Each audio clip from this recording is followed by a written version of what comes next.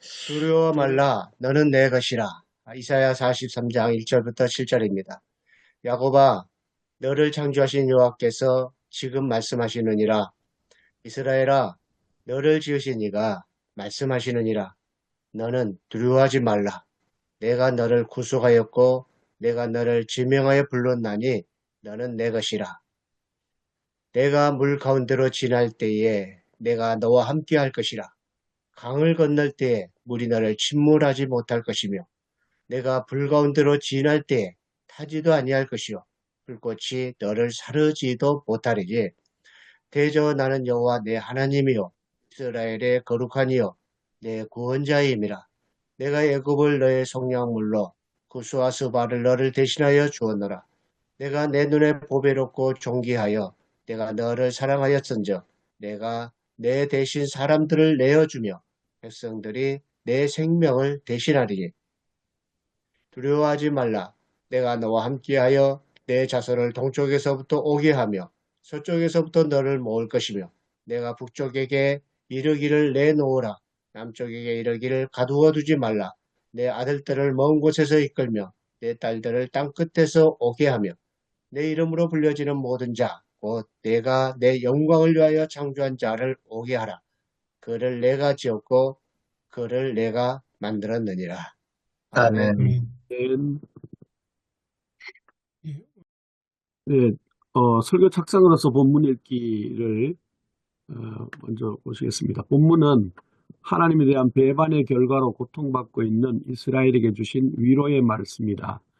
하나님의 사랑에 주목하고 하나님의 영광을 위해 사는 성도의 삶이 되어야 함을 설교한다. 이 역사적 문학적으로 본문 읽기, 본문의 구조 분석을 보면은 이사야 43장 1절에서 7절은 여호와께서 주시는 회복과 소망의 말씀이다. 단지 7절로 이루어져 있지만은 창조와 구원사의 핵심 주제가 다 들어있다. 창조주 하나님, 구속자 하나님, 사랑의 하나님, 대가를 대신 치르시는 하나님, 죄인들과 함께 하시는 하나님이 선포된다. 본문 구조 1절과 7절은 봉투 역할을 한다. 7절에는 그를 내가 만들었느니라 덧붙어서 하나님이 친히 지으심이 점층적으로 강조된다. 1절과 5절에서 두려워하지 말라가 반복되고 2절과 5절에서 내가 너와 함께 내가 반복되어지면서 중심 주제를 강화하고 있습니다. 3. 신학적 명상적으로 본문 읽기 주석가 해석을 보면 1절에서 이 단락은 개역개정에서는 번역되지 않는 오아타로 시작됩니다. 그러나 이제라는 이스라엘은 하나님의 징계를 받았다. 이사야 42장 18절로 25절 말씀을 보게 되어지죠. 거기서 보면은 아주 기머거리와 맹인이라고 아주 질타하는 그런 모습을 봅니다. 그러나 이제 하나님은 이스라엘을 위로하십니다.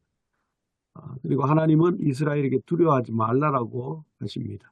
이스라엘은 배반의 과거와 그로 인한 깊은 상흔을 갖고 있고 현재도 고통 속에 있습니다. 창조주이신 여호와 하나님은 새로운 현재와 미래를 주시는 분이십니다.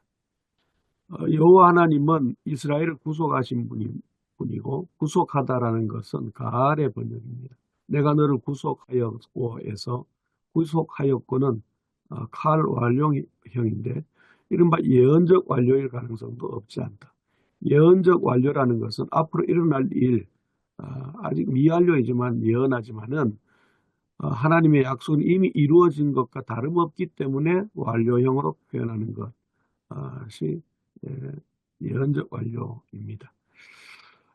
여호와 하나님은 이스라엘을 지명하여 부르십니다. 여호와 하나님은 이스라엘을 너는 내 것이라고 하시고 이것은 너는 내게 속했다로 번역할 수가 있습니다. 하나님의 것이므로 하나님이 보호하시고 지키실 것이다라는 것이죠. 2절 말씀에 여호와 하나님의 구원 행동이 예시됩니다. 물, 강, 불, 불꽃 같은 단어는 이스라엘 역사의 쓰라린 경험을 말합니다. 여호와 하나님은 환난 가운데서도 우리와 함께 하시는 하나님이십니다. 여기에 기록된 것은 이트카, 임마누엘, 임마디라는 이 단어를 얘기합니다. 3절로 4절 말씀을 보면 여호와 하나님은 나는 여호와 내 하나님이라고 말씀하시고 여호와 하나님은 이스라엘을 구속하기 위해서 대가를 치르시고, 속량물은 죄나 실수에 대한 속죄금인데, 또 애굽이나 구스와 스바 같은 이스라엘보다 훨씬 더 크고 강한 나라, 이 나라들을 내어 주고서라도 이스라엘 구하시겠다, 이런 말씀이고, 여호와 하나님의 눈길은 자비로우십니다. 하나님이 배반한 이스라엘을 사랑의 눈으로 보배롭고 존귀한 존재로 봐주시는, 자비로운 눈길은 그분을 따르는 신앙인들이 이웃과 형제자매를 향하여 가져야 하는 눈길이기도 하다라는 것을 생각하게 합니다. 5절로 6절 말씀, 여호와 하나님은 다시 두려워하지 말라, 그리고 내가 너와 함께 하리라 라고 말씀하십니다. 흩어진 이스라엘 백성들을 돌아오게 하신 하나님은 때가 되었을 때 땅끝까지 이르러 자기 백성을 찾으신다고 말씀하십니다. 7절에 내 이름으로 불려지는 자는 6절과 7절에 오게 하다를 함께 읽으면 내 아들들과 내 딸들임을 알 수 있습니다. 하나님은 이스라엘 백성을 자식으로 생각하시고, 또 이름으로 부르는 것은 사랑의 선택이면서도 사명을 위한 부름이기도 하다는 것 생각하게 됩니다. 4번, 본문의 신학적 메시지와 설교 주제에 대해서 설교 구성을 위한 제언을 보면은, 첫 번째로 두려워하지 말라 하시는 하나님, 1절과 5절 말씀인데, 이스라엘은 고통스러운 현실과 하나님의 진노에 대한 두려움이 있었다. 그러나 하나님은 두려워하지 말라. 나는 너의 창조자요, 나는 네 하나님이고 너는 내 것이고 내가 너와 함께하고 내가 오게 하리라라고 말씀하신다. 하나님의 자녀인 신앙인은 하나님의 약속의 말씀을 붙들고 담대하게 살아갑니다. 이 창조주이시며 새롭게 빚으시는 하나님, 1절과 7절 말씀, 창조주 하나님은 죄인을 새롭게 하시고 새로운 생명을 주신다. 또 하나님은 예수를 보내시어 우리를 새로운 피조물로 만드신다. 누구든지 그리스도 안에 있으면 새로운 피조물이라. 이전 것은 지나갔으니 보라 새 것이 되었다. 고린도서 5장 17절 말씀에 근거합니다. 세 번째로 사랑 때문에 대가를 지불하시는 하나님, 1절과 3절에서 하나님의 사랑은 큰 대가를 치르는 사랑이다.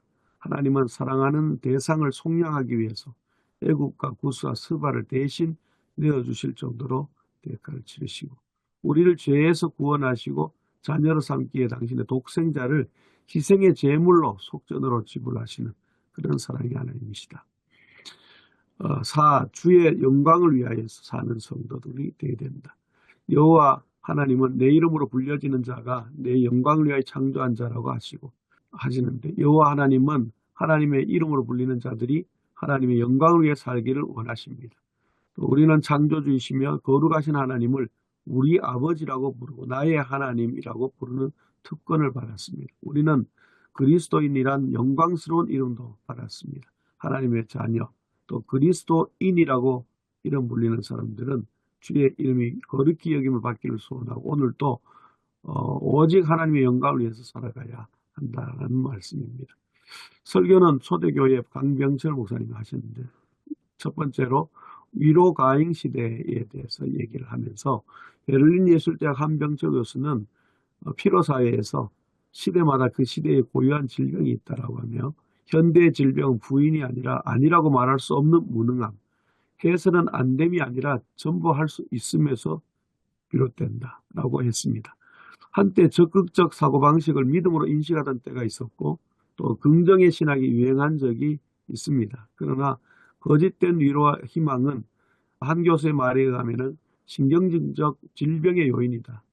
이 시대의 고유한 질병을 치료할 수 있는 것은 적극적 사고방식이나 긍정 과잉의 희망이 아니라 하나님으로부터 오는 산 소망인 참된 희망이다 라고 얘기합니다. 두 번째로 희망과 두려움의 양면이 있는데, 본문의 말씀은 이스라엘이 멸망하고 아직도 바벨론의 포로로 있을 때 이사야 선지자를 통해 주신 말씀이다 라고 하면서 그들이 마주하고 있는 현실은 희망이 없습니다. 그런 시대에 이사야 40장부터는 위로와 희망을 전하고 있다는 것. 너희는 위로하라, 내 백성을 위로하라 라는 말씀. 그러나 이 말씀이 희망보다는 두려움으로 다가온다. 하나님의 약속을 믿기에는 그 말씀이 현실을 너무나 멀게 느껴지기 때문이고, 오히려 고통스러운 현실은 하나님이 나를 버리신 것이 아닐까 하는 생각마저 들기 때문이다. 세 번째로 떼지는 관계의 회복에 대해서 하나님의 아들과 딸 그런 우리에게 하나님은 말씀하신다. 그러나 이제 야곱아 너를 창조하신 여호와께서 지금 말씀하시느니라. 이스라엘은 너를 지으시니가 말씀하시느니라. 이렇게 얘기합니다. 원문에는 그러나 이제로 시작하고 있음을 주목해야 한다. 현실이 아무리 힘들고 어렵더라도 그리고 그동안 실체가 없는 희망사항에 실망했더라도 우리는 하나님을 바라보아야 하고 여호와 하나님의 말씀에 귀를 기울여야 한다. 그렇게 선지자는 그러나 이제라고 하면서 말씀하시는 분이 너를 창조하신 여호와, 너를 지으시니가 말씀하신다고 강조하고 있다라고 얘기하고 창조주 하나님이 이스라엘에게 말씀하시는 두려워하지 말라 내가 너와 함께한다. 내가 너를 구속하였고 내가 너를 지명하여 불렀나니 너는 내 것이라 이렇게 말씀하시죠. 창조주 하나님은 이스라엘에게 나는 여호와 네 하나님이요 이스라엘 거룩한 이여 내 구원자이다. 그래서 이스라엘은 내 아들이고 내 딸이라고 말씀하시고 이것이 구원이고 복음이다. 예수 그리스도 안에서 유대인과 이방인이 하나 되고 화목을 이루는 모습. 네 번째 사명, 하나님의 영광을 위해서 나의 하나님이고 나의 구원자이신 하나님이 당신의 자녀를 어찌 버리겠느냐. 그러니 하나님은 어떤 대가를 치르더라도 지키시는 분이시고 그리고 새로운 사명을 부여하시고 여호와 하나님은 내 이름으로 불리는 모든 자, 곧 내가 내 영광을 위하여 창조한 자라고 말씀하시고 또 하나님의 이 부르심은 새로운 관계로의 부르심이고 새로운 사명으로의 부르심이다. 이런 이제 말씀으로 말씀을 합니다. 제안은 택한 백성을 향한 하나님의 은혜와 사랑에 대해서 도의해 보고 싶습니다. 예, 이상입니다.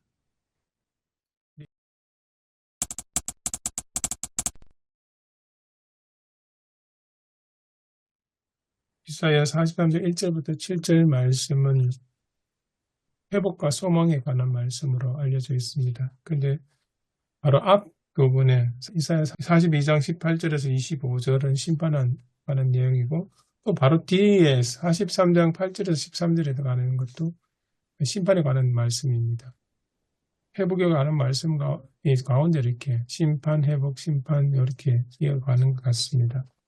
여기 보시면 회복하시겠다는 여러 가지 이야기를 나오시는데 근데 왜 어떤 이유로 하나님께서 이스라엘을 회복하시는지 또 소망의 말씀을 주시는지 그런 이야기가 어떻게 구체적으로 나오고 있습니까?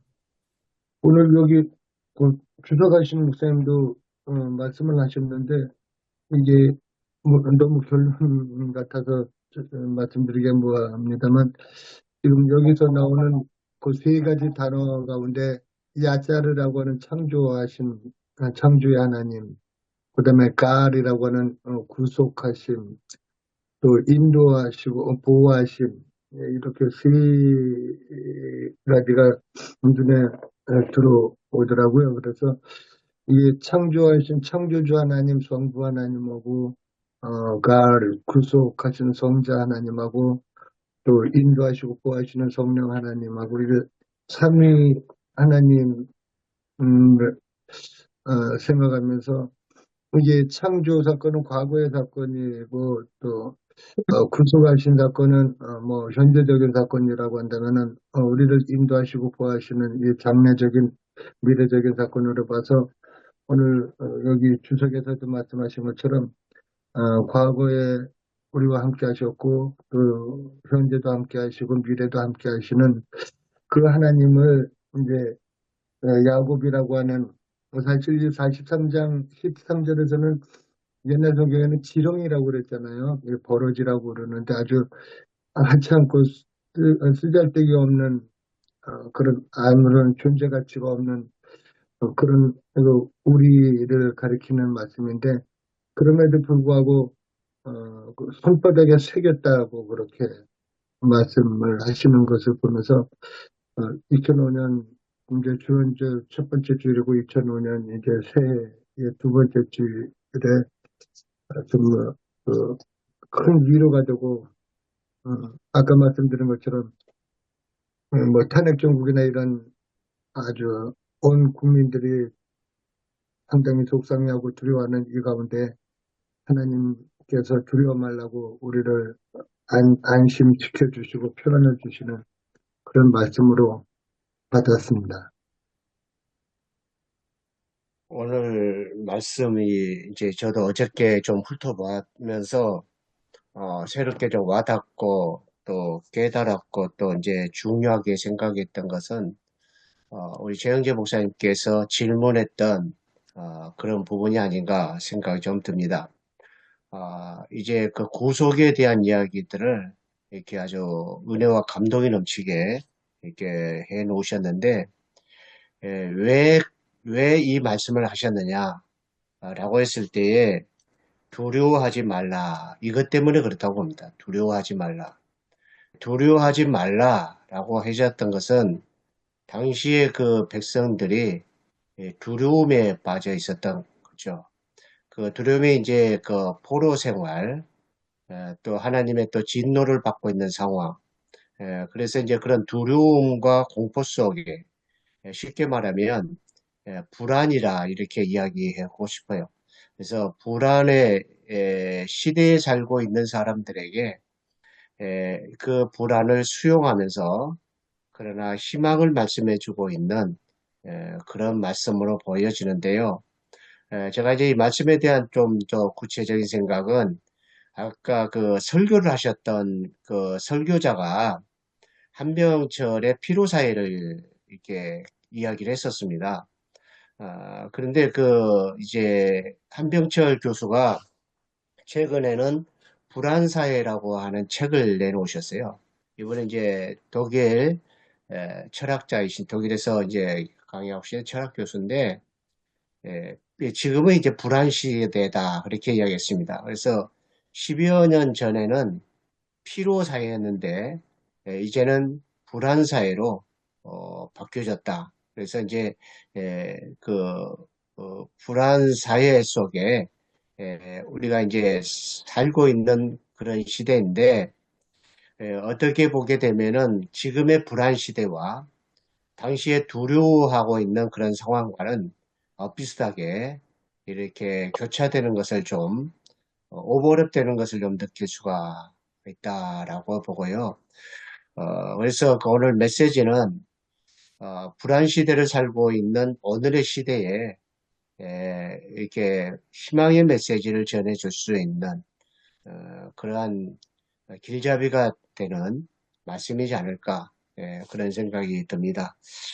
그리고 이제 그 한병철 교수가 말했던 그 불안 사회에 이제 그 쭉 읽어보니까 뭐 우리나라 예를 들어서 지금의 상황, 지금 뭐 태극기 부대가 뭐 등장한다든지 또 혐오 정치를 한다든지 이게 다 불안 사회의 표출인 걸로 그리고 불안 사회의 그 부정성을 그대로 내면화시켜서 이렇게 어떻게 보면 민주주의의 파멸로 가는 그런 과정 속에 있는 우리 시대를 볼 수가 있는데 바로 이제 이런 시대를 바로잡을 수 있는 그런 새로운 메시지를 준다고 한다면 오늘 같은 메시지가 이 백성을 위로하는 걸로 끝나는 것이 아니라 위로가 아니라 그 불안의 사회 속에서 탈출할 수 있는 그런 이제 새로운 세상에 대한 꿈, 희망, 그 예언자적인 그런 메시지에서 주는 그러한 그 몸부림치게 하는 그러한 희망, 이 말씀이 이 시대에 그 답을 주는 그런 좋은 메시지가 되지 않을까. 저는 이제 어제 좀 공부를 하면서 그런 생각을 좀 했습니다.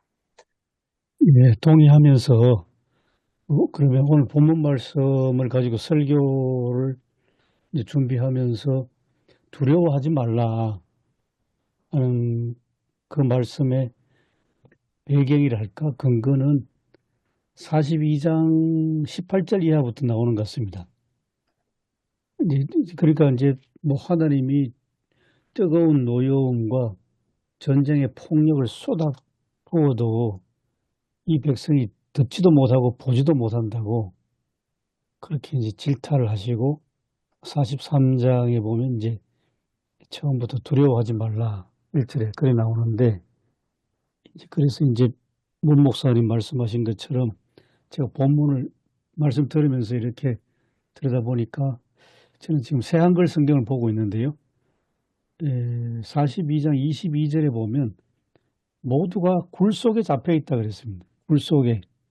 예, 불안의 굴소에 갇혀 있는. 예, 불안의 굴 속에. 그 불안의 굴 속에 갇혀 있는데, 그러니까 불안의 굴 속에 갇혀 있으니까 뭘 굴 속에서는 바깥 세상을 볼 생각도 안 하고, 바깥에서 들려오는 말을 들을 생각도 안 하고, 그냥 막 자기 것만, 소위 요즘식으로 하면 확장편향이죠, 그게. 맞습니다. 네, 불안 때문에 그럴 것 같습니다. 가만히 불안. 말씀 듣고 보니까. 그래서 자기 듣고 싶은 말만 듣고, 보고 싶은 것만 보고, 남의 말은 전혀 안 듣고, 그리고 뭐, 그거 외에 다른 이야기 들으면 막 화내고, 분노가 솟구치고, 그 다음에 이제, 뭐랄까요. 분노 다음에 오는 거는 이제 공격하려고 하지 않습니까? 예, 예, 그런 그렇죠. 것들이 파괴. 오늘 예. 우리 사회에. 그래서 이제 굉장히 그 진단이 참 정확하시다는 생각은 들었습니다. 그래서, 교수님 말씀 듣는데 소름 돋는데요. 지금 한명재 교수님 불안사에 한 이야기가 있고, 교수님 말씀하신 그대로 이야기입니다. 예. 제가 소름 돋습니다, 교수님. 아주. 이제 그런 불안 사회의 현실을 지금 막 우리가 살아가는데 지금 그런 우리 현실 속에서 두려워하지 말라. 그다음에 구원, 구속, 인도. 그래서 이 구속을 위해서 또 하나님께서 또 대가를 치르시게까지도 해주신다는 것. 그것도 굉장히 중요한 것 같아요. 예. 오바마가 그렇게 이야기했답니다. 민주주의는 불안에 굴복하면 무너진다. 그 그렇게 참 이야기했는데, 예. 명언이네요. 퇴임하면서 그런 연설을 했답니다. 불안에 굴복하면 무너진다. 예, 그렇게 이야기했다고 하는데요. 지금 이제 우리나라 지금 상황에 보게 되면은 지금 많은 분들이 교수님이 조금 전에 말씀하신 대로 불안에 좀 굴복해 가고 있는 그런 이제 와중에 있고요. 그래서 계엄령이라는 것도 통하고, 뭐, 이 말도 안 되는 그런 이야기를 하고, 그것이 다 불안에 굴복되고 있고, 또 불안의 굴 속에 갇혀가지고, 전혀 대화가 안 되는, 그런 상태에, 자기만이 옳다고 생각하는, 그것이 이제, 그러니까 하여튼 당시에도 이사야가, 제2 이사야 이 본문이 등장할 때 시대의 상황도, 백성들이 너무 큰 시련을 받으면서, 자기들의 모든 것이 불안한 거죠. 불안하다 보니까, 불안의 굴 속에 지금 갇혀서 지내고 있는 그 백성들. 전혀 좀 뭐 시대를 깨닫지 못하고 있는 그런 것과 같이 거의 오버랩되는 그런 상황인 것 같습니다. 그래서 아무튼 오늘 본문의 설교는 살리기 위해서는 당시의 그 불안의 공포, 그리고 그들의 불안을 통해서 어떤 습성을 갖게 됐는가. 또 이것은 또한 오늘날 우리가 이 불안으로 인해 가지고 이것을 이겨나기 위해서 어떤 노력을 하는 것이기보다도 어떤 부정성으로 향하고 있는가. 그런 것들을 함께 이제 그것이 잘 이제 설명이 되어질 때에 이제 오늘의 그 희망의 메시지가 에, 살아나지 않는가 그런 생각이 듭니다. 그런데 이제 그 불안을 이야기하지 못하고 이렇게 희망만 이야기되게 되면은 이제 그 피로사회에서 이야기했던 그 이야기 그러니까 긍정성, 창의성, 적극적인 사고 그것은 결국 인간에게 불안을 가져다 준다는 거죠. 그런 것들을 결국은 더 위기를 계속 가져다 주고 더 불안을 가져다 주고 결코 이제 해결되지 않는 그런 것인데요. 아무튼 이제 그런 것들이 오늘 우리 사회 속에 불안으로 이렇게 뭐 그런 관점. 그리고 이제 불안 사회를 몇 년 더 거슬러 올라가면 그래도 지난 정부 때 뭐 다 잘한 건 아닙니다만은 이 코로나19를 아주 잘 극복한 나라, K-방역, 그다음에 이제 K-팝, K-문화, 뭐 세계적으로 무슨 음악 콩쿠르 있으면 우리나라 사람들이 뭐 굉장히 선두를 나서고 이제 그리고 경제 대국, 국방 세계 6위 이런 어떤 뉴스들을 접하면서 굉장히 자부심을 가졌는데 우리가 지금 선진국에 진입하게 됐구나. 그런데 이제 그게 이제 지금 최근 한 2, 3년 동안 곤두박질 치면서 갑자기 불안해지는. 지금 뭐 계엄 선포한 이후에 내란도 있지만은 외환도 지금 뭐 뉴스 듣는 마다 뭐 외환이란 게 전쟁 아니겠습니까? 엄청 불안해졌습니다, 지금.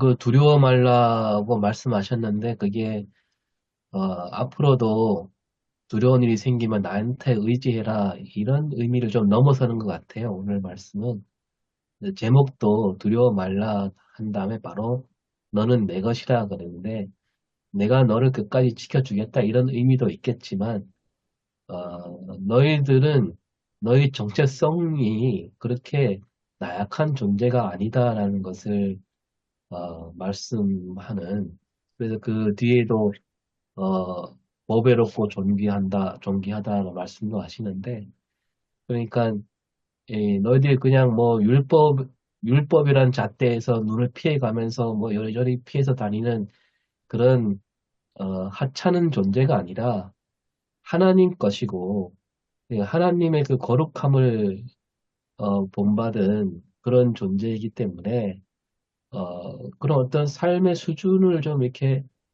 높이고자 하는 그런 뜻이 들어있는 것 같다 생각이 들어요. 그래서 뭐 이번 사태도 마찬가지로 저 사람들이 보는 세상은 너희들은 잘 모르지 내가 제대로 알려줄게. 부정선거 이런 거 몰랐지 그러면서 자기들이 갇히겠다는 그런 생각 그런 생각이 이런 비극을 불러오게 되고 근데 이제 거기에 맞서서 우리 시민들은 그걸 이미 수준이 넘어서 있다는 걸 보여줬는데 하나님께서 이스라엘 백성들에게 그런 말씀해 주신 거 아닌가? 너희들은 그런 하찮은 존재가 아니다. 내가 너희들을 지었으니까 거기에 맞게 살아라. 이런 뜻도 들어있다라는 생각이 듭니다. 정체성을 이야기하시니까 1절 말씀을 가만히 봐도 그게 좀 확 드러나는 것 같습니다. 처음에 소개하기를, 그러니까 하나님, 그러니까 너를 창조하신 하나님, 여호와. 처음에 창조하신 분은 하나님이니까 분명히 밝히는데 그 뒤에 나오는 이야기가 우리 개역개정판 내가 너를 구속하였고로 되어 있는데 새한글 보니까 내가 너를 되샀으니, 그러니까 창조하신 하나님의 소유된 우리 존재가 그 대사한다는 말은 그 중간에 뭔가 하나님을 떠나고 하나님 관계가 떨어져 있다는 그런 관점이 들어가 있는 것 같아요. 그래서 다시 하나님의 소유로 만드시고 거기에 대해서 너는 내 것이다 라고 주장하는, 그러니까 이 위로하는 백성들의 정체성 위치가 달라지는 것 같아요. 그러니까 그게 우리 기독교 기본적 교리는 처음에 하나님 선한 창조, 타락, 구속 뭐 이런 거 연결되는 것 같은 느낌이 들거든요.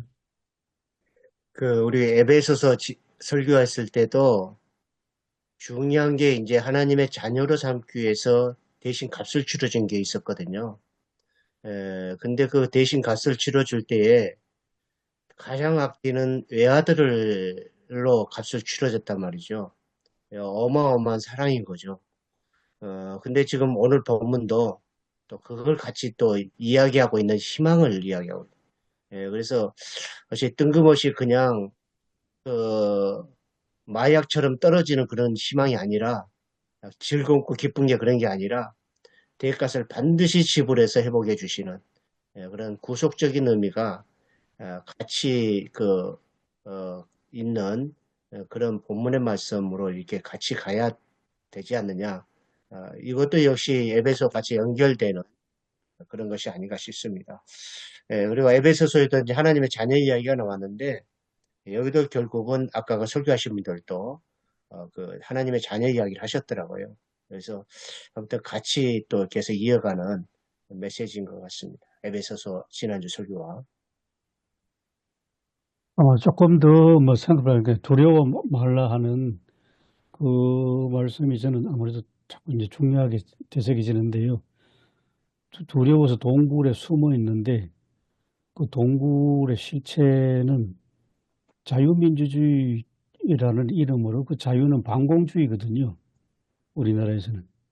반공이라는 동굴 속에 숨어 있으려고 하고 그 반공이라는 동굴 속에 숨어 있으니까 그 다음 이제 아까 얘기했던 정광훈 같은 사람은 막 북한을 막 계속 들먹이가면서 그걸 상당히 이제 활용을 하는 그러다 보니까 한국 교회는 어느 사이에 신앙이 이데올로기로 이념으로 둔갑돼 버린 그런 현실이 있지 않겠습니까? 어떻게 보면 더 나아가서는 이념이 신앙보다 훨씬 더 앞서 있는 그리고 반공 속에서 거기에서 튀어나오는 게 그다음 좌파 척결 이렇게 나오니까 나는 좌파가 아닌데도 누군가가 나한테 너는 좌파지 그러면 좌파가 돼버리는 이제 그런 현실 속에서 혐오와 배제가 그다음 나오지 않겠습니까? 여기서 다 이제 두려워하는 것 같아요. 두려워하는 사람들이 혐오, 분노를 막 표출하는데 거기에 또 막 휩쓸려 들어가고 그런 우리 참 심각한 현실에서 두려워하지 말라. 너를 지으신 창조하신 하나님이다. 네가 물 가운데 지날지라도 내가 보호한다. 보호하시는 하나님. 그렇기 때문에 그 다음은 그냥 가만히 있어도 구원받는다기보다도 제가 보기에는 지금 우리 사회 현실 속 이야기하면 그래도 젊은 사람들이 들고 나오는 응원봉이 희망이 아닌가. 거기에 하나님의 어떤 희망의 메시지가 담겨 있다. 저는 개인적으로는 그렇게 생각합니다.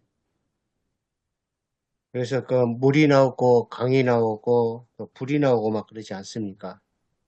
그것이 이제 두려움이라고 하는 사실, 상황, 그것에 대해서 이제 딴 세상으로 가버리는 그런 게 아니라 그런 와중 속에서도 이겨나가는 그런 것을 또 가르보니까 그런 것 같은데, 이 말씀이. 맞습니다.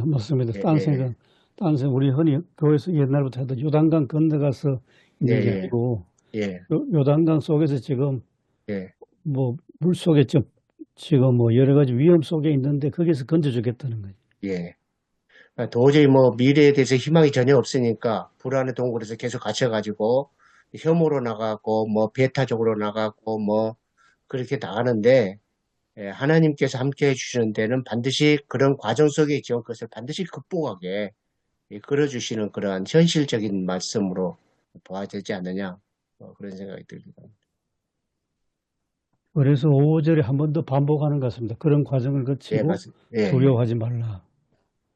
그리고 4절의 말씀 참 귀한데 새한글 성경 네가 나의 눈에는 진귀하다.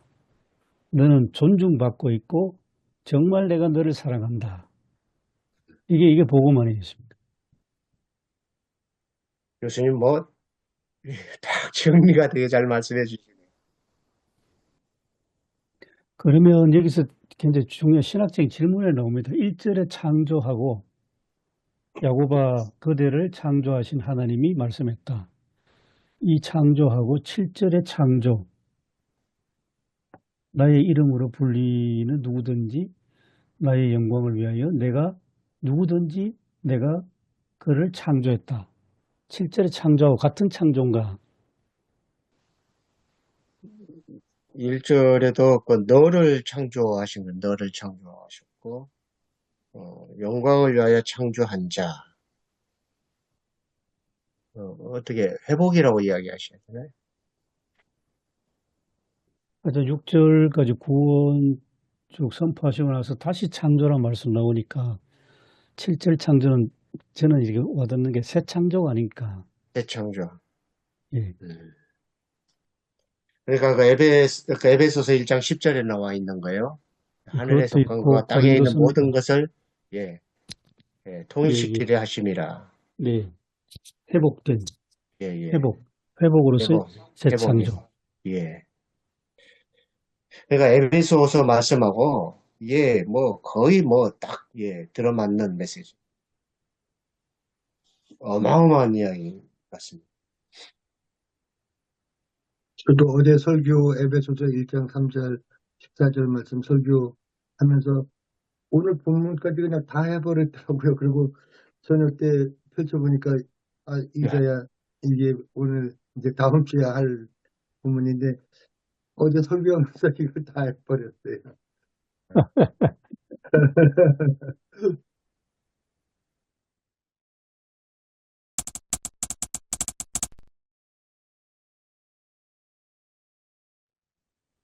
저는 어저께 2절을 묵상하면서 오늘 이제 본문의 상황이 포로 생활이잖아요.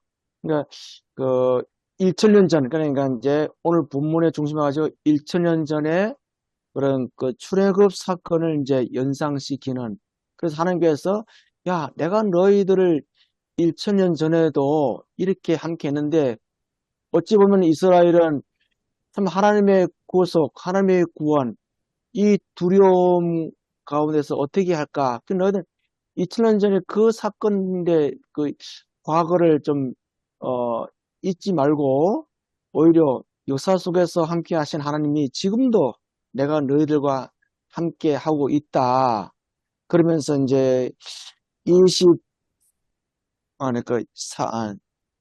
3절인가요?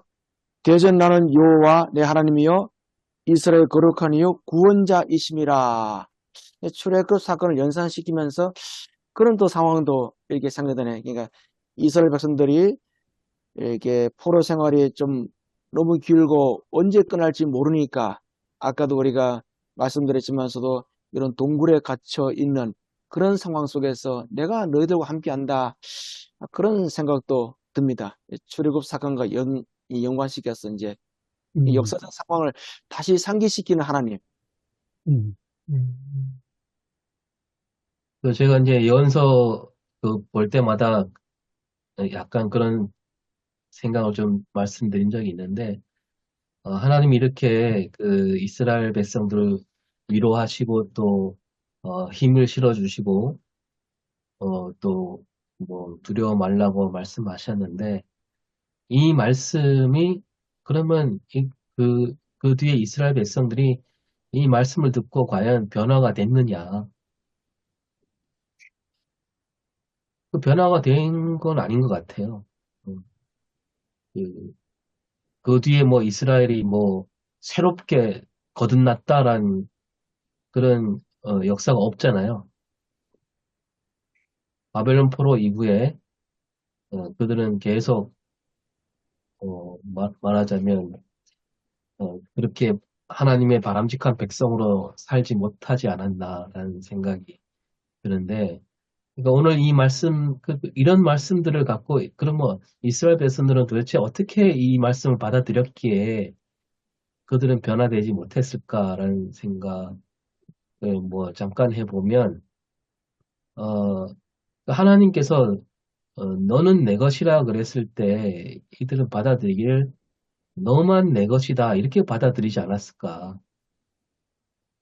너희들만 내 백성이다.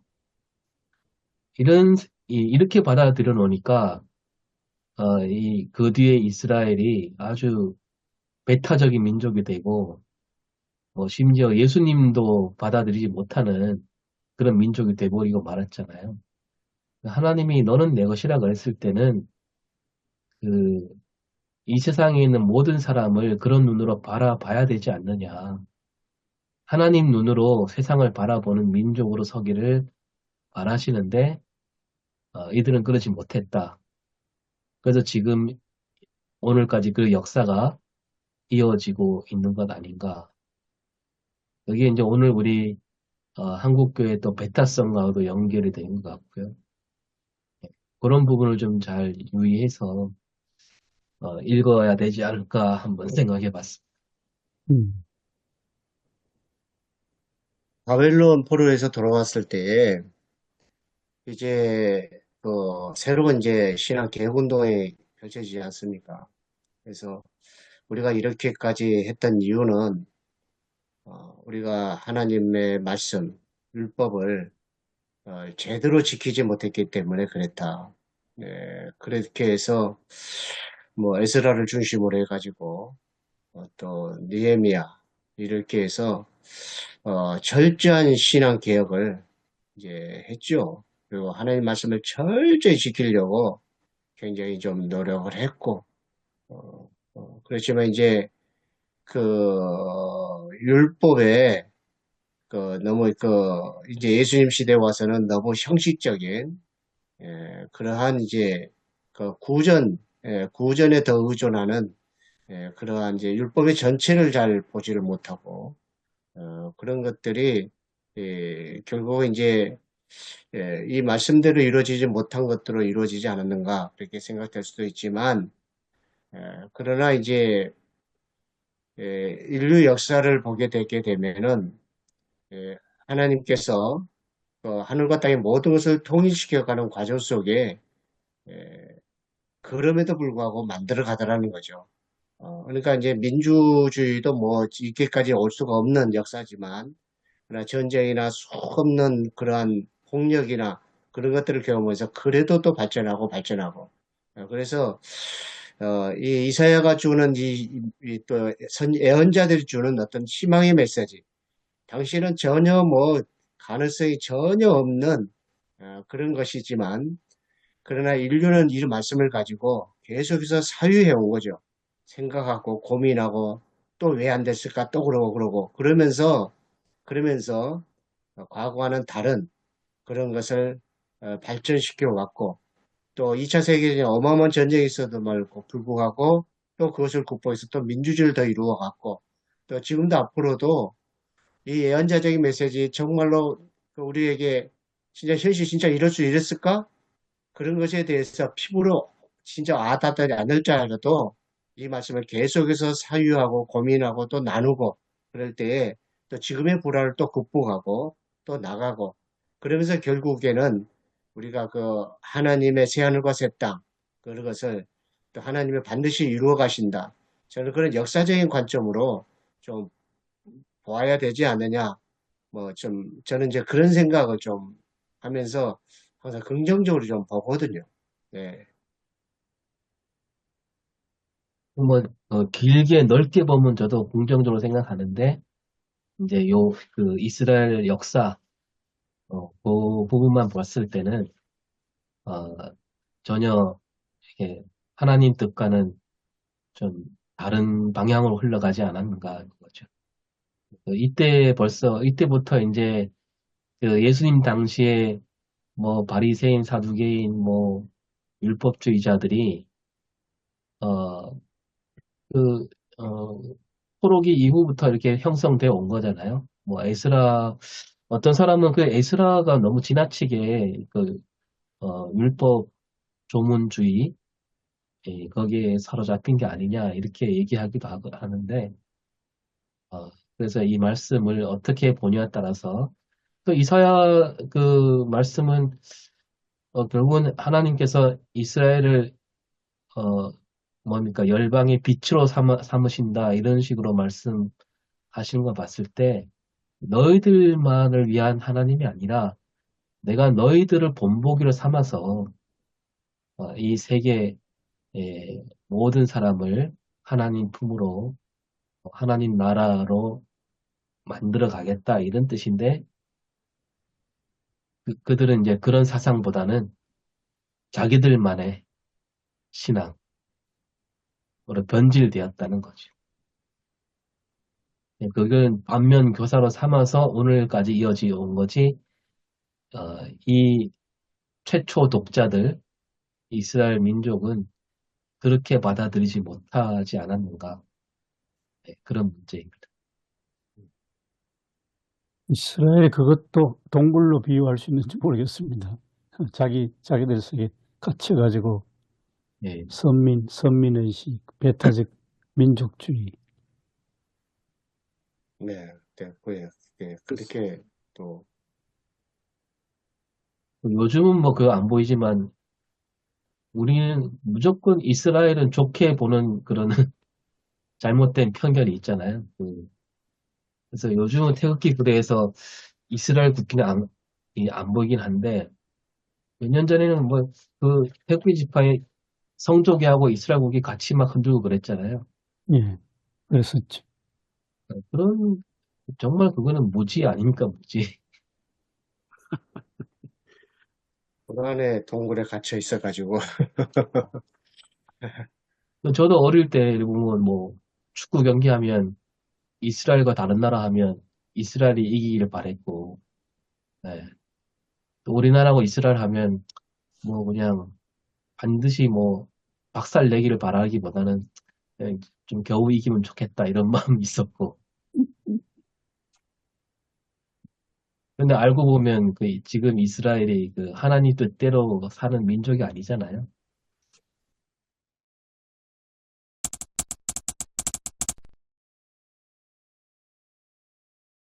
오늘 성경 본문에도 분명히 이제 이스라엘을 구원하기 위해서 대가를 치르시잖아요. 속량물을 주시는데 그게 사실은 이스라엘 자체보다도 더 큰 나라들이거든요.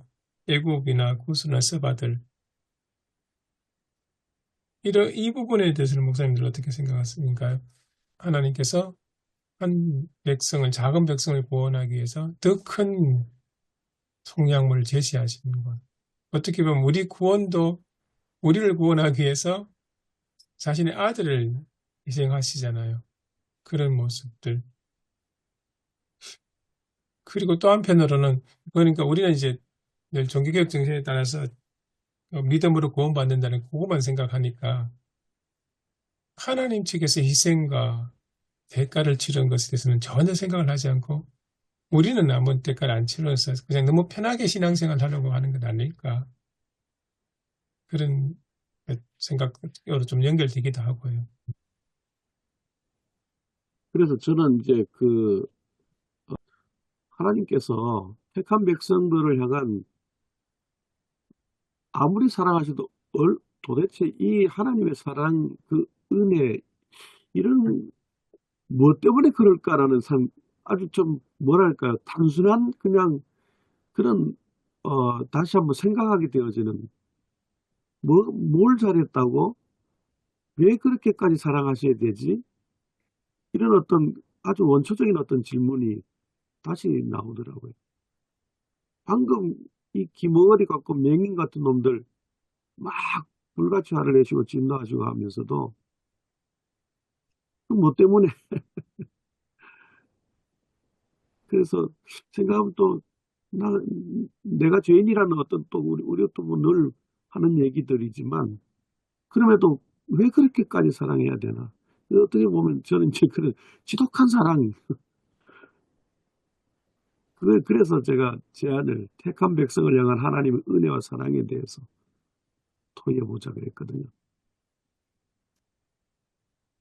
에베소서에는 하나님께서 기쁨 때문에 자신의 기쁨을 이기지 못해서 그런 거고 또 이제 삼일체 하나님의 속성이 관계의 하나님이지 않습니까? 예, 서로 사랑하는 관계 속에 있어서 또 이 우리들과의 관계를 또 이렇게 중요하게 여기셔서 그 사랑을 이기지 못해서 우리를 그렇게 속량하시기까지 하시면서 하나님이 대가를 치우시고 우리를 이렇게 자녀로 삼고자 하는 그런 관점으로 이렇게 생각하면 어떨까 생각이 드는데요. 교수님 말씀하십시오. 저는 그런 생각을 했습니다. 지금 우리가 뭐 앞에 이야기했던 뭐 여러 가지 동굴에 갇혀 사는 거 이런 것들이 다 하나님의 그 사랑이 용광로 속에 다 들어가서 녹아지지 않겠는가 하는 거. 결국 궁극적으로는. 근데 그 과정 속에는 이제 십자가가 아주 절실하겠죠. 요즘은 뭐 저도 포함해서 너무 이제 십자가라는 어떤 뭐랄까 고통 없이 너무 쉽게 뭐든지 차지하려고 하는 그런 경향이 우리한테 다 이제 어느 사이에 들어와 있는데 결국은 십자가를 통과해야 되는구나 하는 그런 생각 듭니다. 공짜가 없다는 거죠, 한마디로. 그 쉬운 말 성경에 보니까 우리 1절 그죠? 내가 너를 구속하였고를 이제 내가 너를 값주고 구해내었으니 이게 우리 교수님 말씀대로 그 십자가 의미를 좀 생각해 보게 되네. 내가 너를 값주고 구해내었으니 너는 두려워하지 말라. 그리고 아까 최영재 목사님 말씀에 되샀다는 그런 표현도 그런 것 같습니다. 되샀다는. 한글 이제 우리 개혁경영판에 이럴 때는 구속이란 우리가 늘 전통적으로 사용하던 한자를 써놓으니까 그 젊은 세대한테는 확 안 나올 것 같은데 대샀다 이렇게 표현하니까 한글로 풀어놓으니까 이제 그게 더 확 와닿는 것 같아요. 그리고 그 말씀하신 게 보니까 4절이 대답이 될 것 같아요. 내가 내 눈에 보배롭고, 그러니까 이스라엘이 하나님 눈에 보배롭고 존귀하고 하나님이 너를 사랑하였은즉, 그래서 그렇게 사랑했기 때문에 내가 다른 사람들을 희생 내주면서까지 그 백성을 이제 구원하시겠다, 다시 되사겠다 그렇게 이야기하시는 것 같아요. 조실호 목사 말씀하셨던 것처럼 그런 것 같아요. 하나님이 그러니까 사랑하면 뭐 사랑이 눈이 멀어서 모든 걸 대가를 치르면서도 그 구하는 그런 느낌이 사절에 많이 물씬 풍기는 것 같습니다. 아니면 여기 이사야서에는 다른 백성은 나오는데 우리가 신약으로 가면 특히 로마서 같은데 그 아들을 내주고 우리를 이제 되찾고 되사신 아들을 희생시켜서 우리를 다시 속량하시는. 그러니까 그 사랑은 결국에는 이제 하나님의 그 주권적인 그냥 은혜 있죠, 그냥 예, 은혜예요. 예. 그걸 이제 생각하면서도 참 받는 입장에서는 또 뭐 때문에 그렇게까지 사랑하실까? 그래서 그 하나님의 은혜를 정말 생각하게 되어지는데 그거는 우리는 알 수가 없죠. 왜 우리를 이렇게 사랑하시는가? 저는 이제 그런 생각이 들었어요. 좀 엉뚱한 이제 생각인데 그게 하나님 마음이죠. 제가 이제 강아지를 기르면서 여러 가지 생각을 하거든요. 강아지의 어떤 그런 모습을 바라보면서 정말 또 우리가 하나님을 향한 어떤 그런 자세도 배우기도 되고 뭐 프로스키니어 같은 어떤 이런 어떤 개념이라든지 그런 것도 있지만은 또 반대적으로 강아지가 너무 귀여워요. 그냥 생긴 자체가 귀엽고 하는 행동이 귀엽고 그냥 귀여워요. 그게 이유가 그냥 귀여운 거죠. 그냥 이쁜 거고. 하나님께서 우리를 향한 어떤 그 마음이 주의 백성들을 향한 그 마음이 아닐까라는 그런 생각도 해보기도 하고 그렇지만 참 하나님의 전적인 은혜를 이렇게 깨달아가는 거가 그거는 정말 눈물 나는 일이다 그런 생각도 들다가 나 같은 자도 라는 생각에 미치면은 이제 그런 생각이 드는 거죠. 그럼에도 불구하고 하나님의 은혜와 사랑, 그 대상. 우리는 하나님을 그냥 뭐 늘 하나님이니까. 그런데 그 하나님, 우리가 하다못해 한 나라의 어떤 우리가 지금 우리 대통령이라고 있지만 그 사람에 대한 어떤 이런저런 어떤 우리가 안다고 하잖아요.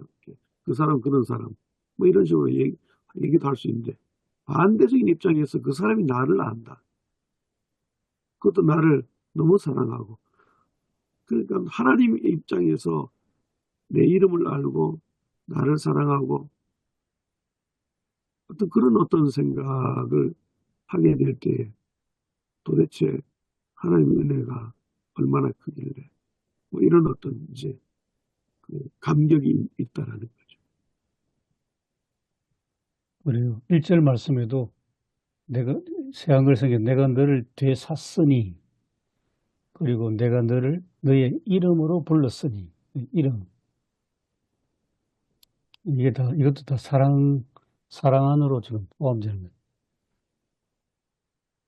아무튼 뭐 어마어마한 값을 치르시고 대가를 치르고 주신 것이라 그걸 생각하지 못하면 값사는 애가 될 것 같고 또 그것을 어마어마한 값을 사랑한다고만 끝나는 게 아니라 신이 예, 하나님이 값을 어마어마하게 치르시고 또 이렇게 이루신 것이라 정말로 귀중한 은혜인 거죠.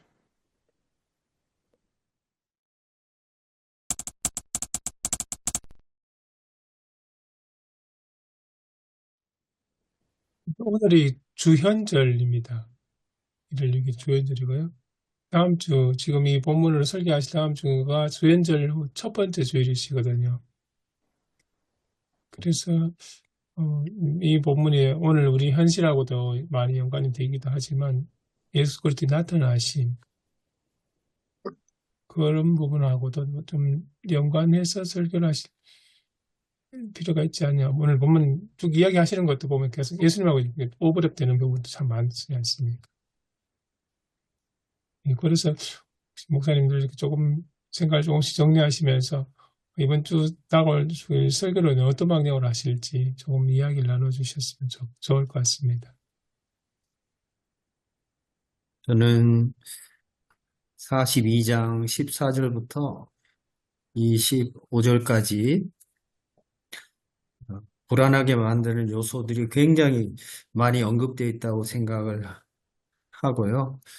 뭐 14절 같은 경우는 숨이 차서 심히 헐떡이는 이 호흡 곤란의 이야기도 나오고 물론 비유일 수 있겠습니다만 또 15절에 또 자연이 황폐한 모습, 초목이 마르고 뭐 이런 황무지의 모습 또 16절부터는 그 우상숭배로 맹인이 된 영적 모습 이렇게 쭉 나오거든요. 그러니까 22절에도 보면 임 교수님 말씀하신 것처럼 동굴 속에 갇혀 있는 감옥에 갇혀 있는 그런 모습 그리고 25절에 맹렬한 진노와 전쟁의 위력 속에서 불안해하고 깨닫지 못하고 그 부정적인 감정 안에 갇혀 있는 그런 모습이 쭉 나오거든요.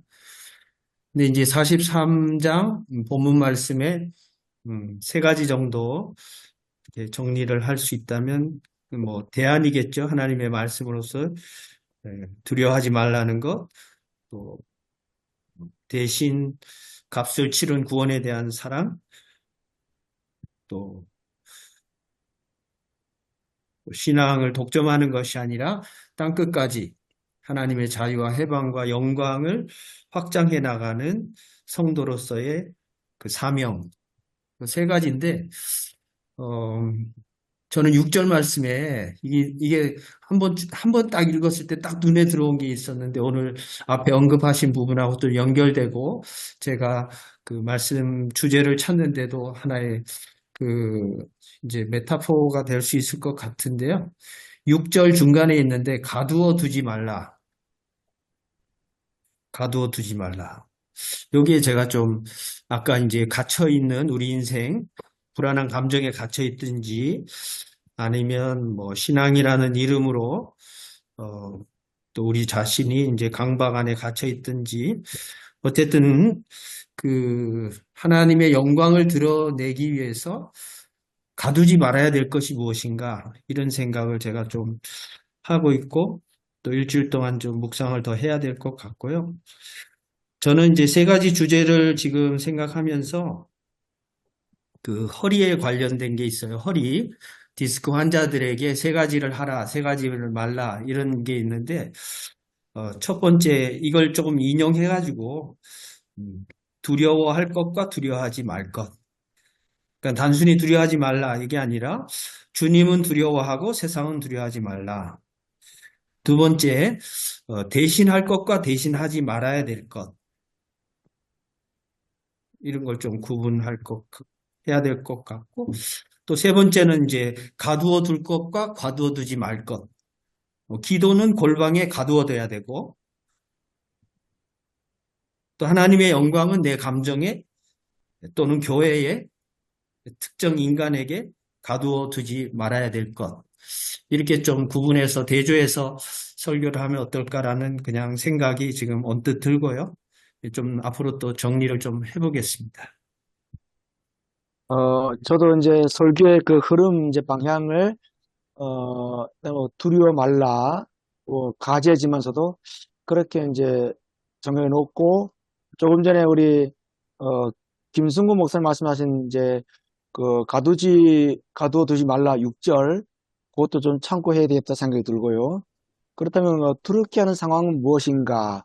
우리 삶 속에서, 그것을 이제 조금 전에 42장 22절 말씀 굴소 그런 것을 언급을 좀 할 필요 있다 생각 들고, 그 다음에 이제 값을 주고 우리를 택하셨던 것 1절 말씀 기억하면서 이제 주연절과 연결 하면 될 것 같다 생각이 들고요. 그 다음에는 우리의 보배로운 존재 4절에 보니까 보배로운 존재로 불러주셨고, 우리의 그 존재의식, 우리 존재론, 그거를 좀 다루겠다 생각 들고, 그 다음에 이제, 그렇다면 우리가 하나님의 영광을 위하여 창조하시기 때문에 두려움을 이겨내야 된다.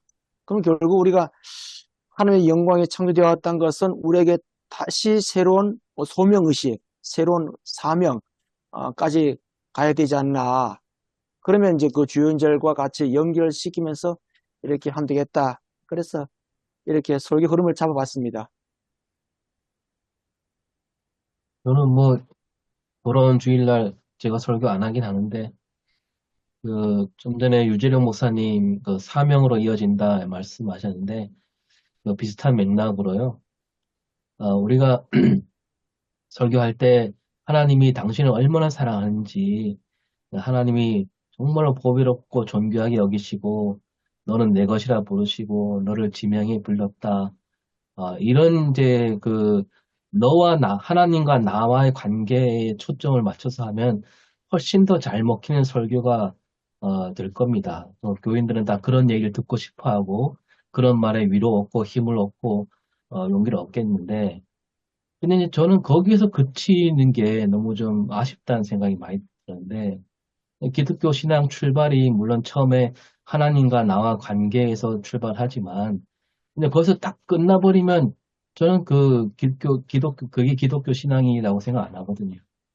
거기서 끝나는 것이 아니라 그렇게 사랑받고 하나님 은혜로 부름받은 우리는 그럼 나는 어떻게 살아야 되느냐를 반드시 짚어야지.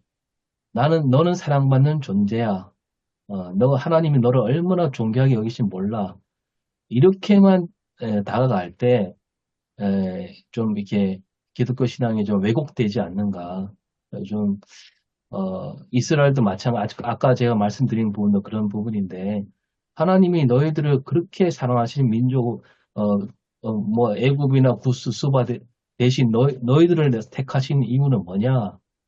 너희들도 그런 존재가 되라는 그런 뜻으로 불러주셨지. 다른 모든 민족들 가운데 너만 딱 골라 잡았다. 이런 뜻은 아니라는 거죠. 그런 의미로 저는 설교를 하게 되면 그렇게 좀 펼치면 좋겠다 생각이 듭니다. 예. 우리 오 목사님 말씀에 굉장히 공감을 갑니다.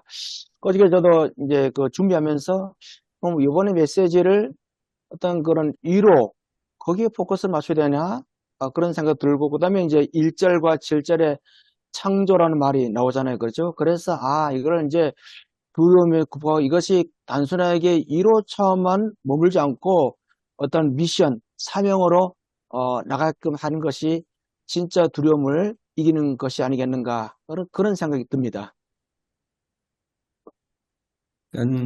역사의식이나 이런 걸 전제로 해서 독점적 신앙에 대한 비판이 불가피하겠죠.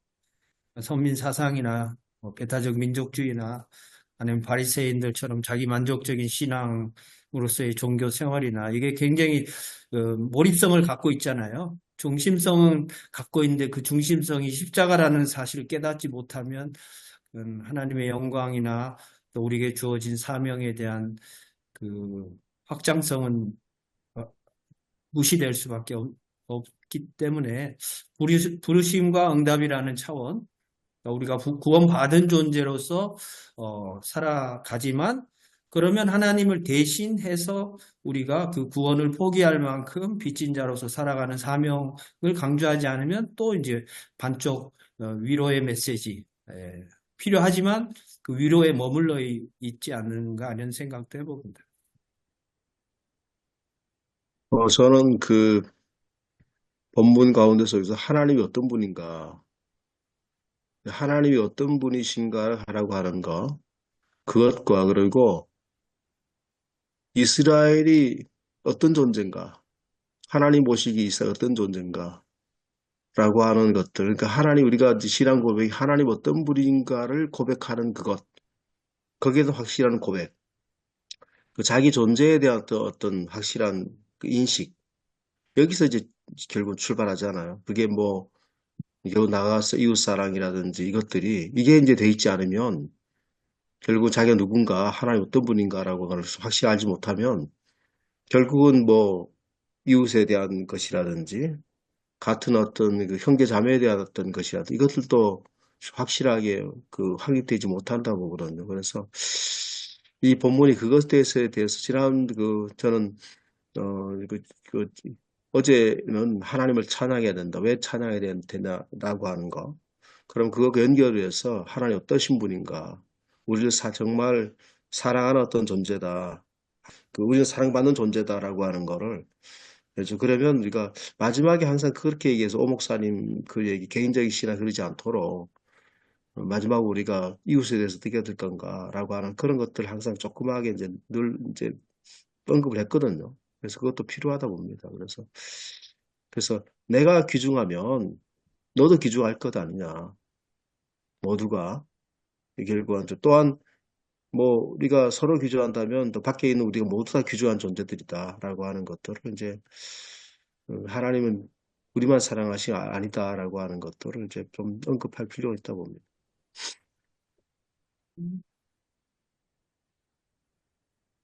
유언절과 관련돼 가지고는 속량물을 주셨다라고 하는 것이 결국은 이제 가장 큰 사랑의 대가는 뭐 구스도 있고 그 당시 이집트도 있지만 우리에게는 결국은 신약시대 와서는 예수 그리스도잖아요. 하나님의 아들 주신 거잖아요. 하나님의 아들 통해서 하나님의 사랑이 나타나셨다. 신적인 현년 뭐 이런 것도 또 여러 가지 있겠지만 하나님이 결국 하나님의 사랑이 예수를 통해서 드러났다고 하는 것. 뭐 그것들도 이제 에피파니와 연결돼 가지고 한번 생각해 보면 좋을 것 같습니다. 오늘 교수님하고 또 우리 여러 목사님들하고 많은 이야기 나눈 게 다 큰 도움이 될 것 같습니다. 설교 준비하는데. 그런데 저는 뭐 두려워 말라. 너는 내 것이라. 그냥 이 제목으로 하고자 생각하고 있습니다.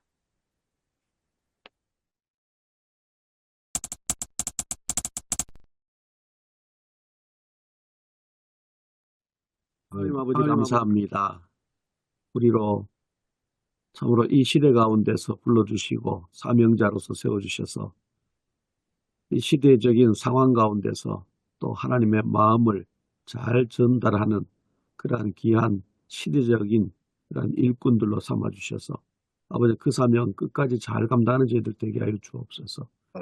특별히 이렇게 또 함께 마음을 모으고 또 생각을 나누면서 하나님의 마음을 더욱더 깊이 알아가는 우리 목사님들 복의 복을 넘치게 더하여 주시고 섬기는 교회들마다 은혜가 또 평강이 넘쳐나는 귀한 은혜가 꼭 있게 하여 주옵소서. 수고하는 모든 우리 목사님들 위로하여 주시고 또한 아버지 하나님 참으로 하나님의 큰 상급으로 보답하여 또 보장하여 주시옵소서. 감사드리며 예수님 존귀하신 이름 받들어 기도드리옵나이다. 아멘. 아멘. 아멘. 수고하셨습니다. 수고하셨습니다. 예, 감사합니다. 수고하셨습니다. 수고하셨습니다. 감사합니다. 네.